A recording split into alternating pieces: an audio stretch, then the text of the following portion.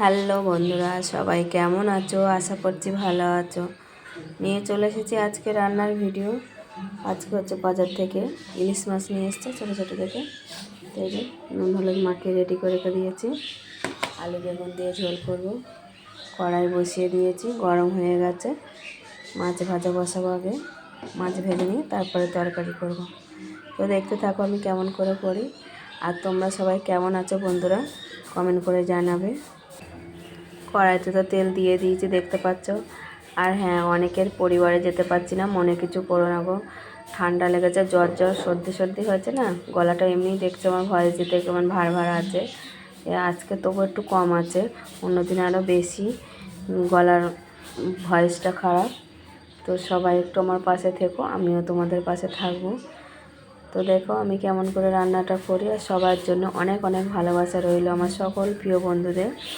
তো রান্নাটা করি। এই দেখো তেল গরম হয়ে গেছে, আমি মাছ ভাজা বসিয়ে দেবো। সর্ষে, পোস্ত আর কাঁচা লঙ্কা দেবো। সর্ষে 2 চামচ মতন দিয়ে দিলাম। সাদা সর্ষে দিলাম না, কালো সর্ষে দিলাম, একটু দিয়ে দিয়েছি। আর একটু পোস্ত দিয়ে দেবো মশলাটা। আর কাঁচা লঙ্কা তো দিয়েই দিয়েছি, দেখতে পাচ্ছ। এই হলো মাছের মশলা। মাছগুলো সব দিয়ে দিয়েছি। দেখো ভাজা এক পিঠ হয়ে গেছে। ইলিশ মাছ তো বেশি ভাজতে লাগে না। আর এক পিঠ একটু উল্টে দিই।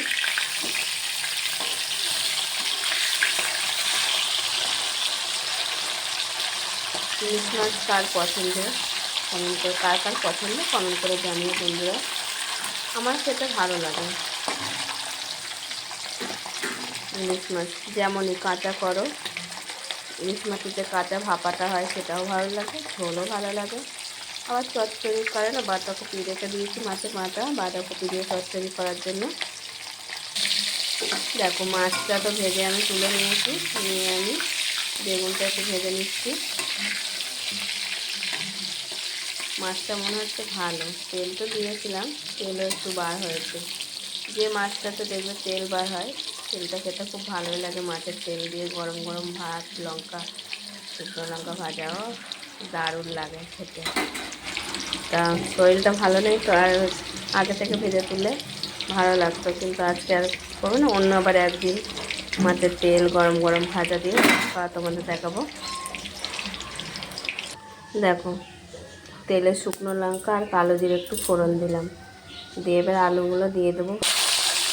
আলু দিয়ে দিয়েছি, আলুগুলো একটু ভেজে নেব। আর আমি কিন্তু মাছের ঝোলটা নতুন আলু দিয়ে করছি। নতুন আলু কে কে খাচ্ছ কমেন্ট করো। আমাদের নতুন আলু নিয়ে এসছে, 1 সপ্তাহ হয়ে গেছে, খাওয়া হচ্ছে,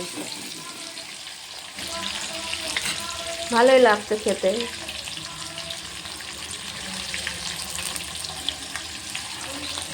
নতুন আলুটা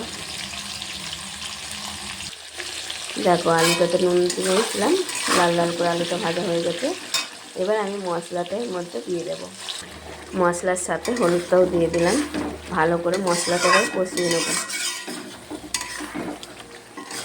কাঁচা দিয়ে ভালোই ভালো লাগে, কিন্তু কাঁচাটা খেলে তো অনেক সময় সহ্য হয় না। একটু কষিয়ে নেব, নিয়ে তারপরে ঝোলটা দিয়ে দেবো। মশলাটা কষা হোক। দেখো মশলাটা তো আমার কষা হয়ে গেছে, এবার আমি জল দেবো। এর থেকে বেশি কষলে তিতো হয়ে যাবে মশলাটা। এবার আমি জল দিয়ে দেবো তরকারিতে। তো দেখো আমার এই যে তরকারি ফাইনাল লুক হয়ে গেছে। এবার গ্যাসটা বন্ধ করে দেবো। মাছটা দিয়ে দিয়েছি, তোমরা ঝোল করতে ভিডিওটা তুলে নিই, বড়ো হয়ে যাচ্ছে বলে। তোমরা চাইলে ধনে পাতা দিতে পারো।